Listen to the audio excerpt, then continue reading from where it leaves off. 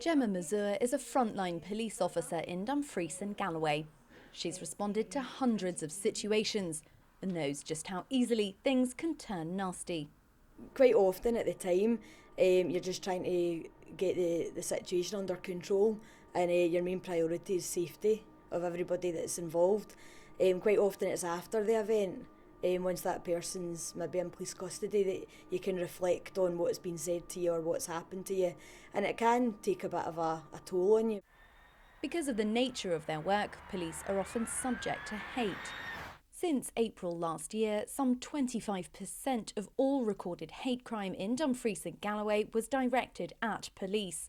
That's 18 separate incidents. And 70% of that hate crime is race-related.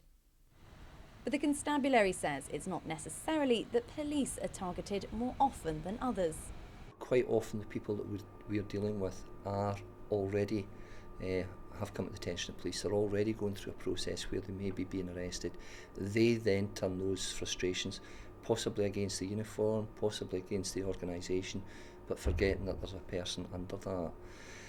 We report it. Police officers will report it as a hate crime. Unfortunately, members of the public don't always report hate crimes for whatever reason. And there is a big concern nationally that hate crime goes underreported. So we are regularly trying to raise awareness of hate crime and to raise awareness with members of the public that shouldn't accept it. There's no place in Scotland for hate crime. Indeed, Police Scotland have made hate crime a national priority.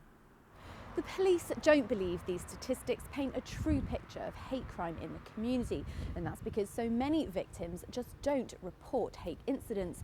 So they're asking anyone that has been affected to come forward. This type of crime can escalate quickly and have a huge impact on victims. If somebody receives a hate crime, it has a detrimental effect on their personal health, their well-being. It may mean that they retreat back into isolation, leads to mental health issues. The police have on-the-job support for officers who have become victims, and they're looking at more ways to help those in the community that have been subject to hate. But they say that's much harder if it's not reported. Briere-Edney, ITV News, Dumfries.